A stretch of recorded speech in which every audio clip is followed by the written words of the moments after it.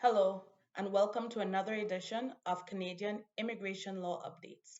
My name is Nandi Deterville of Deterville Law Office. In today's updates, I will be providing you with four updates, being the opening of two temporary visa application centers in the United States, the second being the round of invitations to apply that occurred on November 25th, the third being that online citizenship tests have now resumed. And the fourth being with regards to the discretionary travel restriction ban, which has been extended.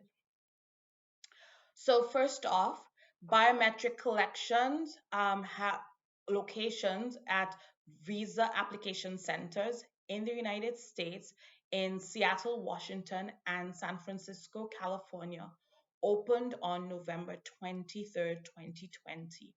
And that is to help applicants needing to give their biometrics in the United States. They now have opportunities to do so at those locations. Many visa application centers have been closed since the pandemic started in this part of the world in March of 2020. And so many people who needed those biometrics to complete certain applications were not able to do so. So it's great news that these visa application centers have reopened. And even though they are temporary, they would allow you, the candidates in those areas, to be able to at least access them and access that service. The second update is with regards to the express entry invitation to apply for permanent resident round that occurred on November 25th. This round, being round 168, saw 5,000 invitations to apply for permanent residence being issued to candidates within the express entry pool system, where for all programs that are eligible.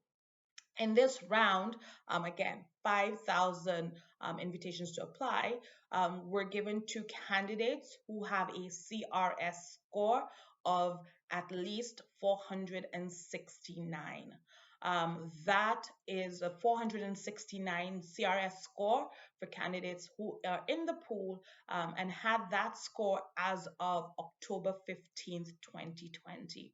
So this round was unusual for one, maybe two reasons. The first being that it was, in fact, only a week after the previous round occurred, where an additional 5,000 invitations to apply were issued. But this round is also unique for the point that the tiebreak rule was actually further back than the previous round. So it seems that IRCC is paying close attention to sort of providing candidates in the pool with greater opportunities to make those applications to Canada.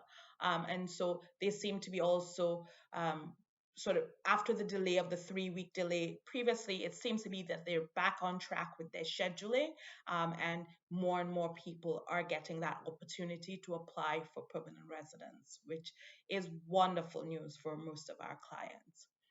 So third the third update is in regards to the online citizenship test that seems to have been resumed after the pause, which occurred again in March 18th, 2020, when most of the country went into restrictions due to the COVID-19 pandemic. This is again a system where people will be given sent invitations to take the test. And it is again great news for people who are at the end of their immigration journey in Canada, to go from being permanent resident to a full-fledged citizen. Many, not everyone, but many people do require the test in order for them to proceed to citizenship. And so the fact that IRCC has come up with an alternative to in-person testing is certainly some wonderful and appreciated news for many people whose journey has been on pause basically for the last 8 months. So again, test takers will be allowed to do it online. There are certain requirements that would be needed in order for that to be completed, and all of the instructions regarding that would be included in your invitation or in the invitation to do the test. So the fourth and final update for today is in regards to discretionary travel restrictions. And unfortunately, and probably expected, however, discretionary non essential travel into Canada from all countries other than the United States has been extended to January 21st, 2021. The restrictions do currently hold across the Canadian US border right now until December 21st, 2020. So, as many people know, again, discretionary. So, non essential travel, typically things like tourism, aren't being allowed into Canada right now simply because, again, the government is trying its best to contain the COVID-19 pandemic. Unfortunately, in recent weeks, the numbers in Canada have been on the rise. And so certain lockdowns have even been reestablished in certain parts of the country. And a close eye is being paid to the numbers and whether or not it is required to do actions to again lower the curve, reduce numbers of infections. And so it is not unexpected that the restrictions will continue.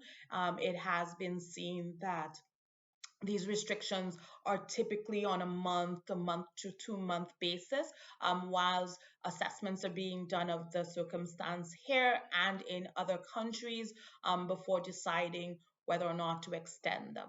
And so it's just up to us to keep an eye out for you in terms of figuring out if those restrictions are lifted, and also the fact that there are many exemptions to those restrictions, which perhaps might be applicable to you and your family. And we are again here to help you understand that and how that might affect you.